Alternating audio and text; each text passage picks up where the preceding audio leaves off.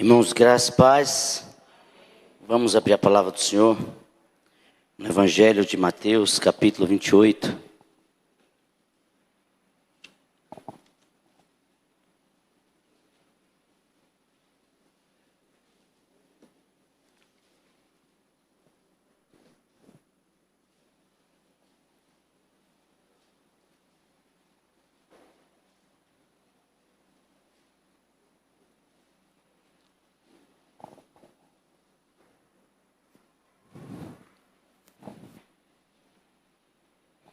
Diz assim a palavra do Senhor. No findado sábado, ao entrar no primeiro dia da semana, Maria Madalena e a outra Maria foram ver o sepulcro.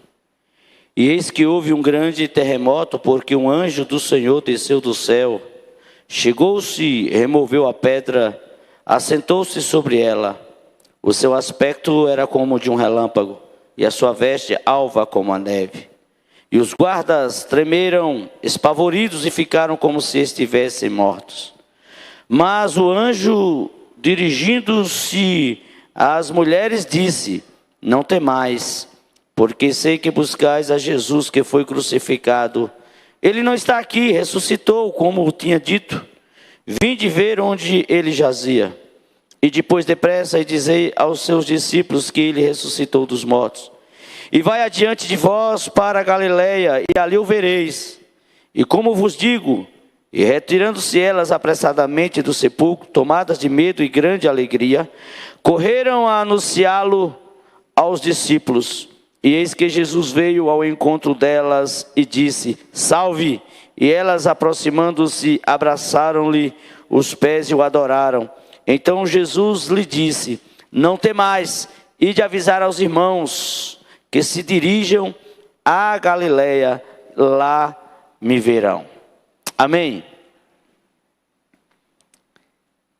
Um assunto, embora para nós batido o martelo, é motivo de muitas discussões nos nossos dias.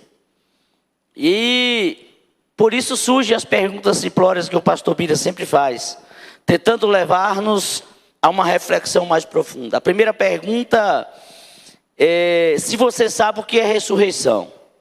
A segunda é se você acredita na mesma.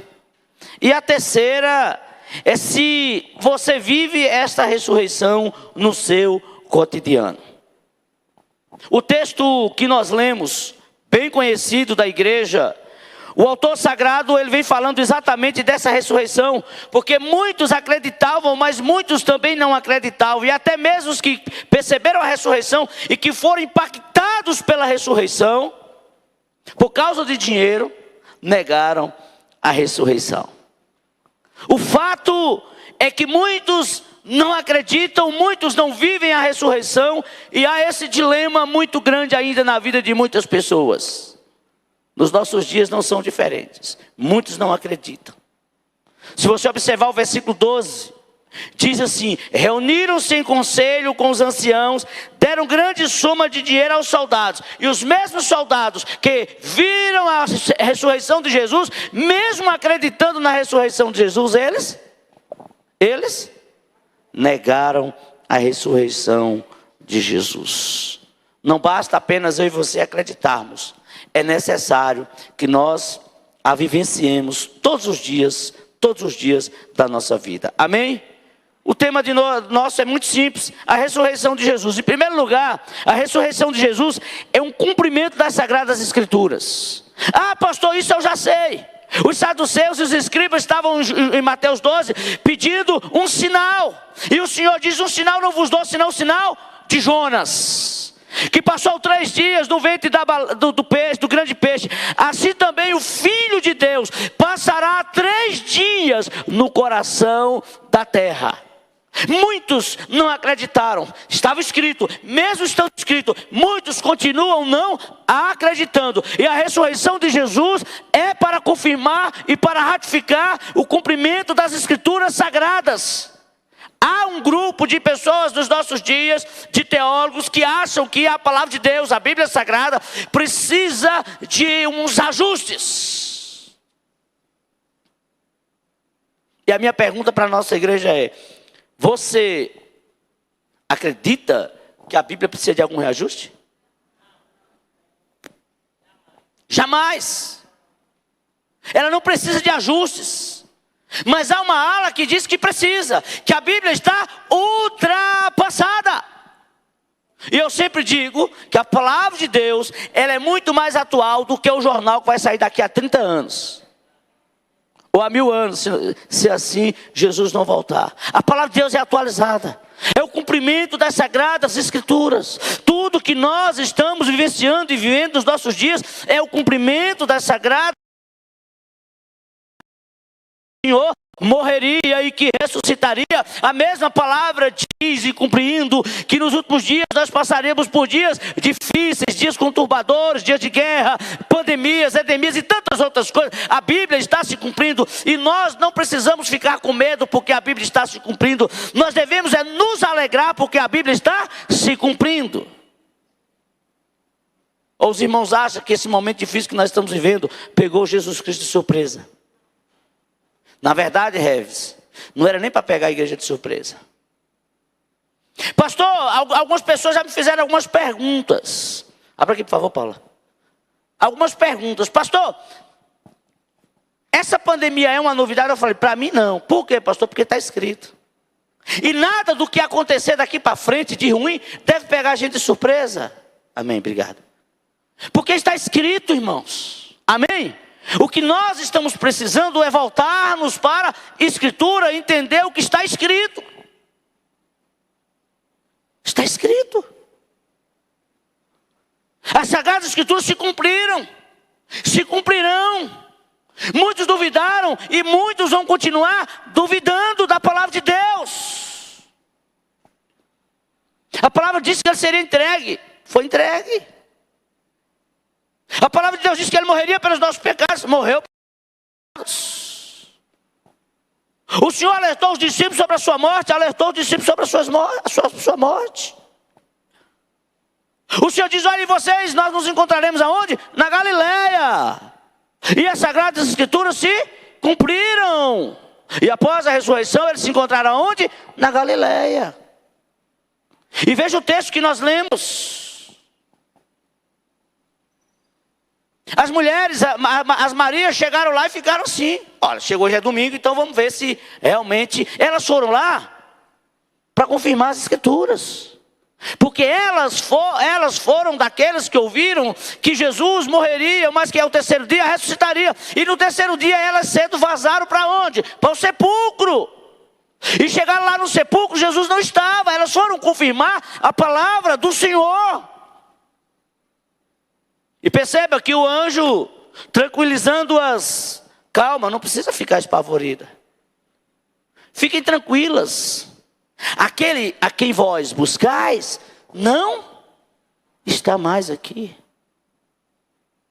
Se você for no sepulcro de Dalai Lama, um dos grandes líderes indiano, você vai ver, do hindu, você vai ver lá assim, aqui jaz os restos mortais de Dalai Lama. Se você for no sepulcro de um dos grandes líderes indianos chamado Mahatma Gandhi, você vai ver lá no sepulcro, aqui jaz os restos mortais de Mahatma Gandhi. Se você for no sepulcro de Allan Kardec, o pai dos espíritas, você vai ler da seguinte forma: aqui jaz os restos mortais de... Se você for no Juazeiro do Norte, você vai ver lá na jazida do Padre Cícero, aqui jaz os restos mortais de... Mas se você for em Jerusalém e for no túmulo de Jesus, você vai ver em grifos lá o quê? Ele não está aqui. Por quê? Ressuscitou, venceu a morte. É por isso que o cristianismo é tão perseguido, porque os deuses continuam mortos, mas o Deus da igreja, Jesus Cristo, o Filho de Deus, está vivo e reina para todo sempre. Pode aplaudir a Jesus, sim, ele vive. E nós devemos vivenciar essa vida de Jesus todos os dias da nossa vida. A morte deve provocar em nós sim o choro, pela tristeza da separação sim, mas nunca desespero, nunca desesperança, porque a minha e a tua esperança está viva, é Jesus Cristo, Filho de Deus. A morte não deve ser motivo de tristeza para nós, mas de alegria. Mas infelizmente nós ainda nos deixamos levar pela tristeza, que é natural ficarmos tristes por um ente querido que perdemos, é extremamente natural. Mas ao mesmo tempo que nos entristecemos, há o gozo, a alegria do Senhor no nosso coração, porque a gente sabe que a vida com Cristo não é simplesmente neste aqui e neste agora. Amém? E o que é que o anjo falou? Ide e anunciai. Anunciai que Ele não está mais aqui. Esse é o propósito, amados. Eu e você, a igreja de Cristo, anunciar o Cristo ressurreto enquanto nós vivemos, aproveitarmos cada oportunidade das nossas vidas para pregar o Cristo ressurreto. Ele diz: ide e anunciais. E nós não podemos, em hipótese alguma. A gente acha, tem pessoas que acham que anunciar o evangelho é simplesmente aqui. Não, aqui é o momento que nós nos reunimos.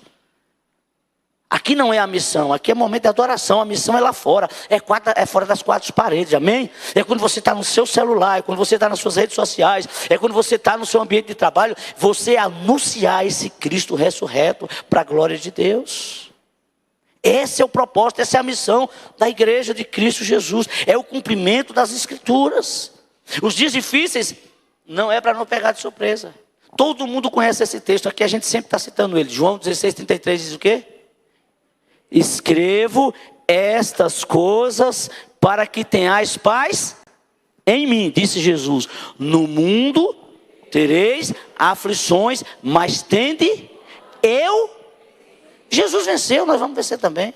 Porque a vitória de Jesus é a minha vitória, a vitória de Jesus é a tua vitória. Amados, o que nos move a viver em meio a dias tão difíceis e complicados é exatamente esse Jesus vivo dentro do meu e do seu coração. Amém? E muitos questionaram Jesus. Sabe, se eu chegar assim e falar: Senhor Jesus, mas essa mulher que morreu, teve os maridos e tal, ela vai ser mulher de quem lá? Quem vai ser o marido dela? Aí Jesus chama de ignorante, de nécios, porque na ressurreição não se casa e nem se dá. Aí ele fecha com o versículo 29 do capítulo 22 assim: errais, não conhecendo as Escrituras e nem o poder de Deus. Nós erramos por muitas vezes pela nossa ignorância de não estarmos atentos aos escritos da palavra de Deus. Segundo, a ressurreição de Jesus é uma vitória estrondosa sobre a morte, desafiando os céticos. Veja bem o que diz o texto, versículo 6. Ele não está aqui. Aí no versículo 7 diz: ide depressa e dizei aos discípulos, ele ressuscitou dos mortos. Versículo 17, olha o que diz o texto. E quando o viram, o quê?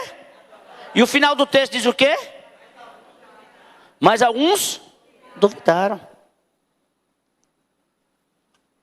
A ressurreição é uma vitória estrondosa sobre a morte, mas também é um desafio aos céticos, aos que não acreditam. É um desafio. Veja que negócio louco, muitos acreditaram, mas muitos não acreditaram, continuaram duvidando. E nós vivemos dias de um ceticismo terrível nos nossos dias, amados. Não apenas nos tempos de Jesus. Esse ceticismo, essa incredulidade, ela está proliferando dia após dia. Isso tem sido avassalador no meio do cristianismo. O que é alguém duvidar da palavra? É o que senão ceticismo? A pessoa afirmar que a Bíblia precisa ser atualizada, o que é senão ceticismo? Quando a pessoa fala assim: não, mas a Bíblia diz assim, mas não é bem assim. Isso não é de hoje, isso é desde os primórdios. O que foi que a serpente falou para Eva? O que o diabo falou para Eva? Não, mas ele não disse bem assim.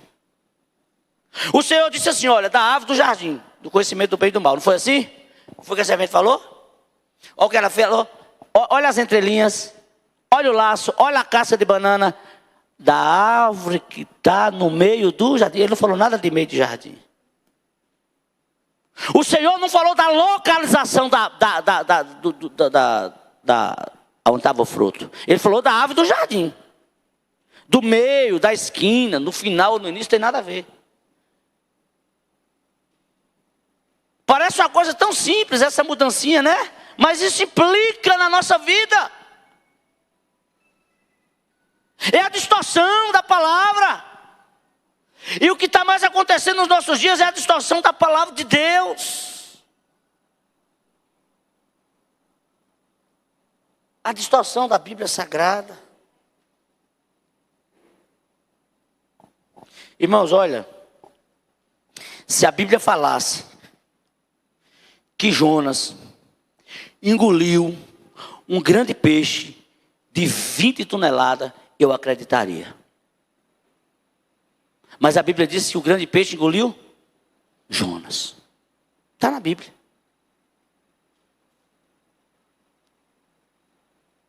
Estamos vivendo dias hoje onde muitos se levantam e afirmam que Jesus não fala mais. Que Deus não fala mais. Que Deus só fala através das Escrituras. Deus fala sim através da Bíblia Sagrada. Mas Deus também fala através de situações. Deus usa situações para falar comigo e para falar com você. Deus usa momentos para falar comigo. Deus usa situações para falar conosco. Deus usa. Muitos estão acreditando, mas nem na Bíblia. Quanto mais que Deus vai falar com você. O Salmo 115. O salmista vem falando de um Deus morto. Daí a pouco ele começa a falar, mas Israel crê no Senhor, no Deus vivo. O Deus que tem olho. O que o salmista diz? Tem olho, o nosso é o quê? Tem olho e fala. Tem boca e fala, tem olho e vê. Tem boca, tem mão, tem pé e anda. A Bíblia fala desse Deus que está vivo, mas nós não acreditamos. E se não fosse Ele, meus irmãos, misericórdia, nenhum de nós estaríamos aqui. Se Deus não falasse comigo e com você, nós não estaríamos de pé. Se Deus não falasse comigo e com você, nós estaríamos sucumbidos. Deus continua falando comigo e falando com você. Deus fala através da palavra dele, que é viva e eficaz. Ela fechada é um livro comum, mas ela aberta é a boca de Deus escancarada, falando ao meu e ao teu coração. Mas Deus chama a minha e a sua atenção também, através de situações e de circunstâncias. Como Deus fala. Como Deus usa situações para falar conosco. Deus usou uma jumenta para falar com o profeta Balaão. Imagine que Deus não tem usado para falar com a gente, mas muitas vezes nós estamos igual a Balaão, com a viseira, sem visão, sem conseguir enxergar. Para que momento mais esclarecedor de que Deus está falando do que esse momento que nós estamos vivendo no mundo? Não é apenas no Lapão, no Brasil não, é no mundo. O mundo todo, Deus está falando ao mundo, Deus está chamando a atenção do mundo para Ele através dessa enfermidade que avassala vidas. E que a gente achava que estava longe, mas que está perto de nós, está atingindo diretamente a cada um de nós com percas terríveis.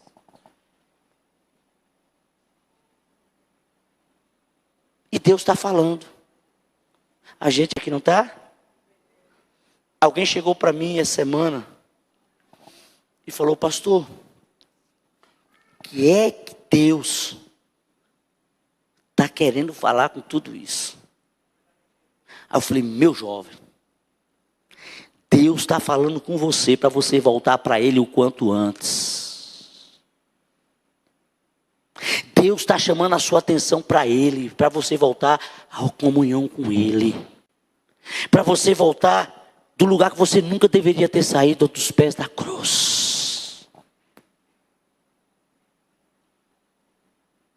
Mas mesmo assim, é impressionante como é o ser humano. Os projetos do ser humano são todos voltados para que para aqui. O projeto da vida com Deus, da comunhão com Deus, da eternidade está fora da lista, da ordem de prioridades. Amados, a igreja, ela sempre foi, é e vai continuar sendo alvo de crítica, de perseguição, de tantas outras coisas. Mas nada disso deve desanimá-la, nada disso deve desmotivá-la.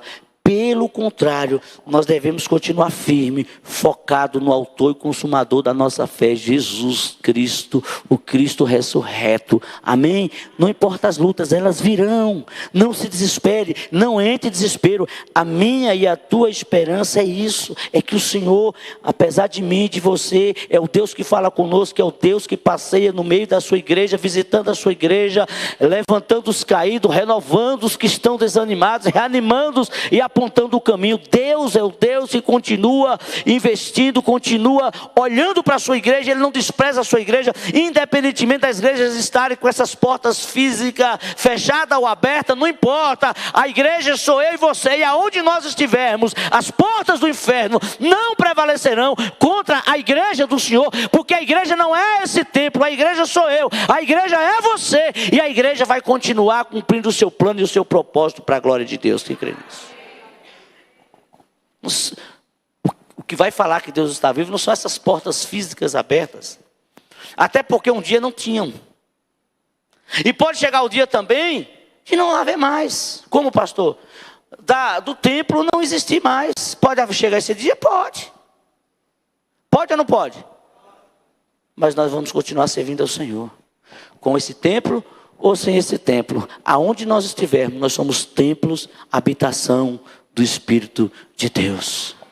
O que é importante é nós tomarmos posse da vitória da ressurreição. A vitória da ressurreição. O Deus que vive dentro de mim e dentro de você. Deus não está vivo, meus irmãos, não é por causa dessa parede. Deus não está vivo, não é dentro dessas 4 paredes. Deus está vivo dentro de mim e dentro de você.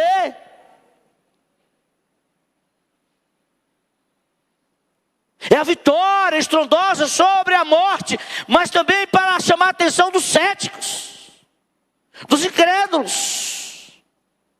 E Deus vai chamar a atenção através da minha vida e da sua vida, irmãos. Eu e você somos instrumentos de Deus para alcançar essas pessoas. Bote isso na sua cabeça. Se Deus quisesse os anjos, Ele tinha dado a missão ao anjo. Ele deu a você, deu a mim, deu a nós, deu à igreja. E mais do que nunca, as pessoas estão precisando de uma palavra de esperança, de voltar-se para o Senhor.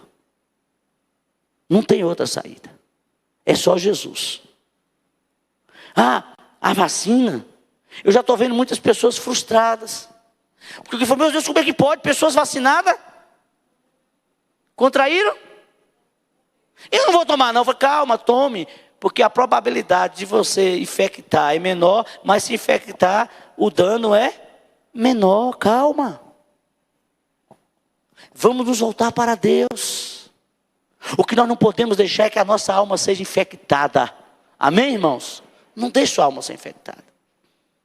Continue tomando os cuidados necessários. Continue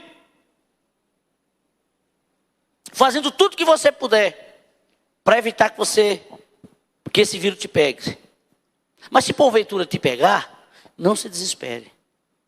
O plano e o propósito de Deus nunca vai deixar de ser cumprido por causa de uma endemia, por causa de uma pandemia, por causa de absolutamente nada. Nós temos que ter responsabilidade, sim, mas nós não devemos permitir que o pavor tome conta do nosso coração. Amém?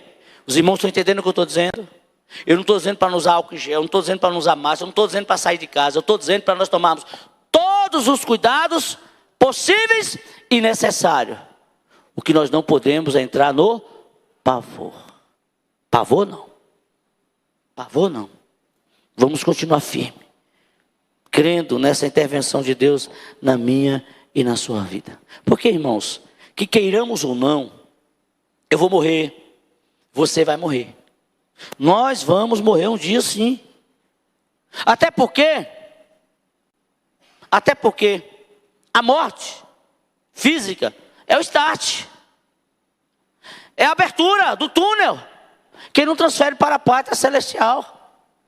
É essa convicção que nós temos que ter. Não importa os anos que nós vamos viver nessa terra. Importa que nós vivamos com um coração cheio de esperança, de alegria. Lembra do que o nosso irmão Billy Graham falou? Deixou uma frase? Eu não morri. Eu apenas fui transferido de pátria. Ou seja, voltei para casa. Mas como a gente tem medo de voltar para casa? Como a gente tem medo de voltar para casa? Como nós cristãos temos medo de voltar para casa? Como nós temos? Até hoje, 4 de abril de 2021, de 30 anos até hoje, eu não sei daqui para frente, mas até hoje, eu nunca tive medo de morrer. Pastor, não. Nunca tive medo de morrer. Só se for daqui para frente, que eu espero em Deus também que não o tenha. Mas por que o senhor não tem medo de morrer? Você é prepotente? Não. Não sou. Salmo 118, versículo 17. O salmista diz assim: não morrerei, mas viverei para cumprir os planos e os propósitos de Deus. O salmista está dizendo o seguinte: eu só vou morrer na hora certa. Servo não é como o peru que morre de véspera. Servo de Deus, serva de Deus, só vai na hora certa. Olha para a pessoa que está ao seu lado e diz assim: você só vai na hora certa.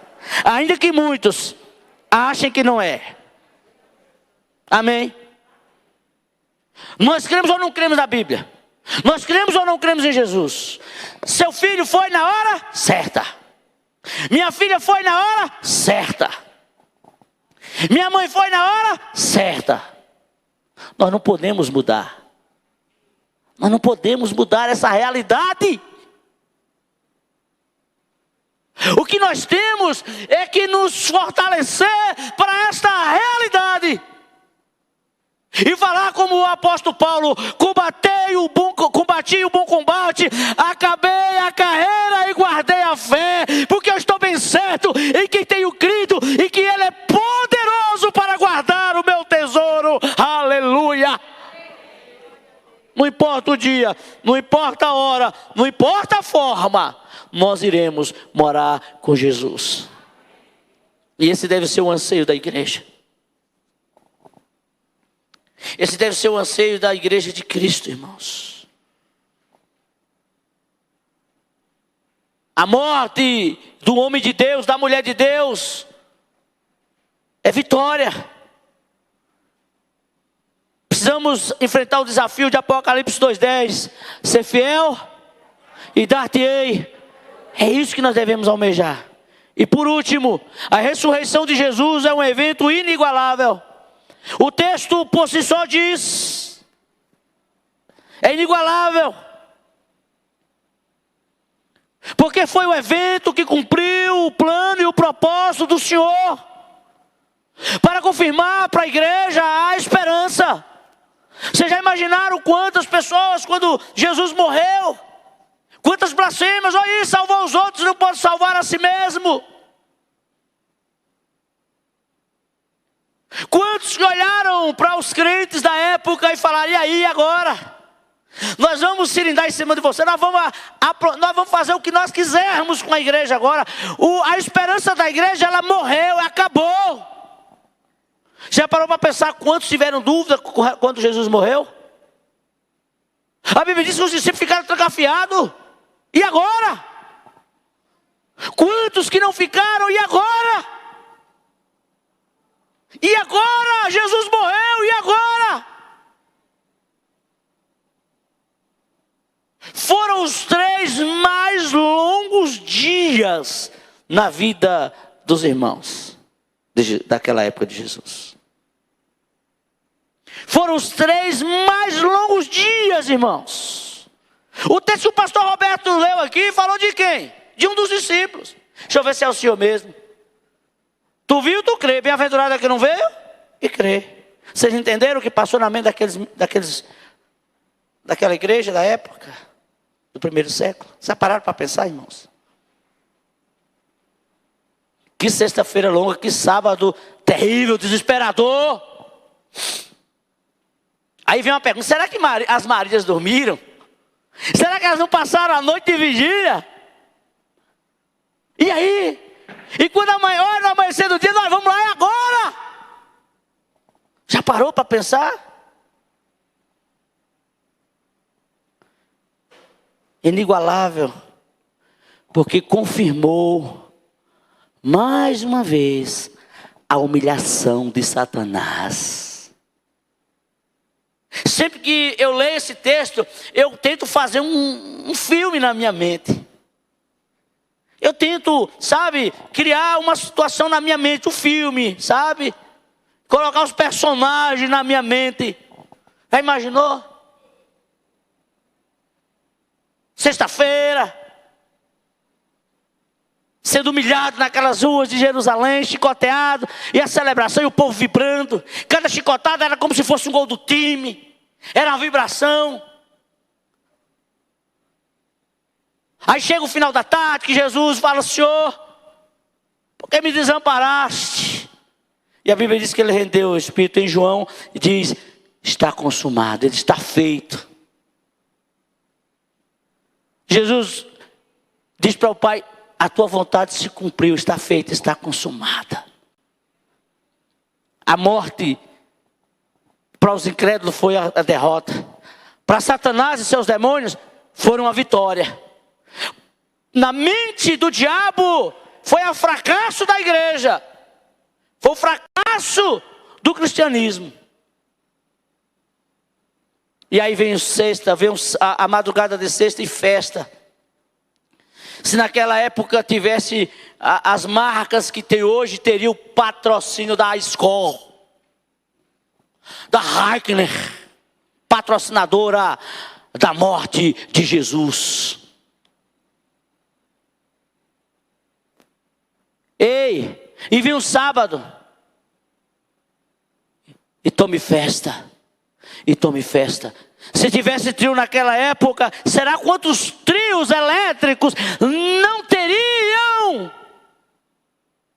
Acompanhando o cortejo pelas ruas, comemorando a morte de Jesus. E essa festa teve uma duração até longa. Até que a palavra de Deus mais uma vez se cumpre. E aí está o texto da palavra de Deus: ao fim do sábado, ao entrar do primeiro dia, na manhã de domingo, as irmãs saíram para ver o sepulcro. E a Bíblia diz no versículo 2: eis que houve um terremoto, porque o anjo do Senhor desceu do céu, chegou-se e removeu as pedras. Vocês sabem por que eles lacraram e betumaram a pedra? Vocês sabem por que eles botaram argamassa para vedar a pedra? Os soldados fizeram isso porque os soldados haviam ouvido que Jesus ia ressuscitar o terceiro dia. Então, se Jesus ia ressuscitar, ele poderia até ressuscitar, mas ele não ia sair do túmulo. Então ele ia morrer lá no túmulo. Olha aqui para mim que eu vou falar agora para você. Não importa. Não importa. Olha, se Deus tem um plano na minha vida e na tua vida, não importa se vão jogar a gente numa cova e betumar, não importa se vão fechar todas as portas para nós, não importa se vão nos perseguir, não importa se vão nos desprezar, não importa o que vai haver, não importa o que vão intentar. Na hora que chegar a hora de Deus, na minha e na sua vida, as portas vão ser quebradas, as muralhas vão ser derribadas, e as pedras vão ser removidas, e o Senhor vai cumprir o plano e o propósito dele na sua e na minha vida. Não importa, irmãos. Mas a Bíblia diz que foi removida a pedra e Jesus triunfou mais uma vez sobre o inferno e a sua corja. Tragada foi a morte pela vitória. Tragada. A Bíblia diz em Colossenses, no capítulo 2, versículo 13 a 5, algo maravilhoso, falando que eu e você, que estávamos sem nenhuma esperança, diz assim: e vós outros que estavas mortos pelas vossas transgressões e pela circuncisão da vossa carne, vos deu vida juntamente com ele, perdoando todos os nossos delitos, tendo cancelado o escrito de dívida que era contra nós, e o que estava de ordenança, o qual nos era prejudicial, removeu-o inteiramente, encravando-o na cruz, e despojando os principados e potestades, publicamente o expôs ao ridículo, ao desprezo, triunfando-os dele na cruz. A cruz foi um triunfo, a ressurreição, confirmação desse triunfo. Jesus ressuscitou e vive para todo sempre, para me dar vida abundante, para te dar vida abundante. Não importa os dias difíceis, não importa as circunstâncias, nós precisamos viver e vivenciar, amados, essa ressurreição nas nossas vidas. A Bíblia diz em Apocalipse que o Senhor foi e tomou a chave da mão do diabo. Um dos reformadores diz que Satanás é um cachorro de coleira nas mãos daquele que tudo pode. Nada pode impedir o plano e o propósito de Deus na minha e na sua vida. E eu concluo essa palavra convocando os irmãos a lerem juntamente comigo em Apocalipse 4.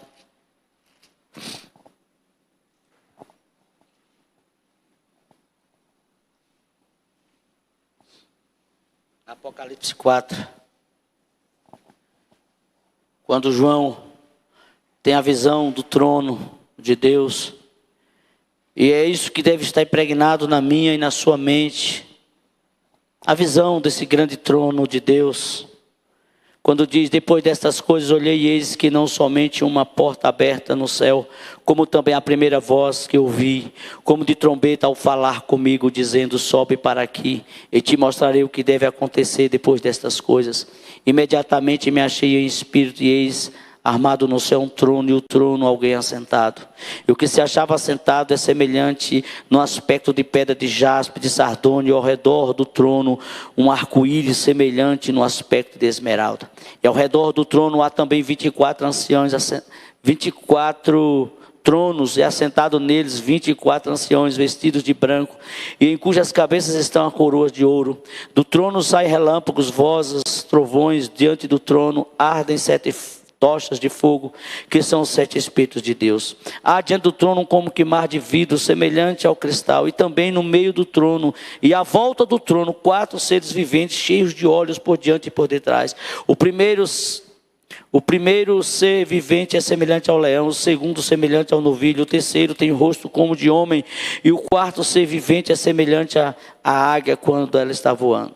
E os 4 seres viventes, tendo cada um deles respectivamente 6 asas, estão cheios de olhos ao redor e por dentro, e não tem descanso nem de dia nem de noite, proclamando: santo, santo é o Senhor Deus Todo-Poderoso, aquele que era, que é e que há de vir. Quando esses seres viventes derem glória, honra e ações de graça, que se encontra sentado no trono, ao que vive pelos séculos dos séculos, e os 24 anciões prostrar-se-ão diante daquele que se encontra sentado no trono, adorando o que vive pelos séculos dos séculos, e depositarão as suas coroas diante do trono, proclamando: tu és digno, Senhor Deus nosso, de receber a glória, a honra, o poder, porque todas as coisas tu criaste, sim, todas as coisas criastes, da tua vontade vieram a existir e foram criadas. E eu e você, juntamente com esses seres angelicais, engrossaremos o coro de aleluia e de glória, e dizendo: santo, santo, santo é o Senhor dos exércitos, e toda a terra está cheia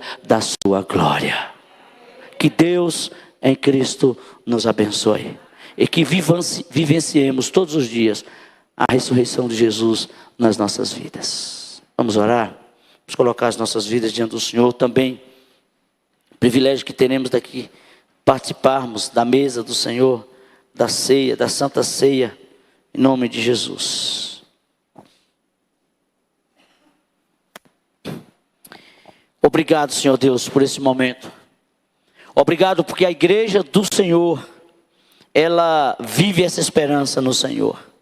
Obrigado porque o Senhor está vivo dentro de cada um de nós. E que o Senhor possa, meu Pai, alcançar aqueles que ainda não têm essa convicção. Que o Senhor possa tocar os corações céticos que ainda, ó Deus, estão espalhados nesta cidade, nesse estado, nesse Brasil, neste mundo. Ó Deus amado, alcançando-os pelo poder transformador da Tua ressurreição no nome de Jesus. Que esse momento de ceia seja um momento de celebração na presença do Todo-Poderoso, de alegria. Muito obrigado, Pai, por tamanho privilégio de participar da mesa do Senhor, porque um dia o Senhor nos arrancou das trevas e nos transportou para o reino dos filhos do Teu amor. E que esta manhã, que cada família representada aqui, seja tremendamente abençoada pelo Senhor no nome de Jesus. Amém.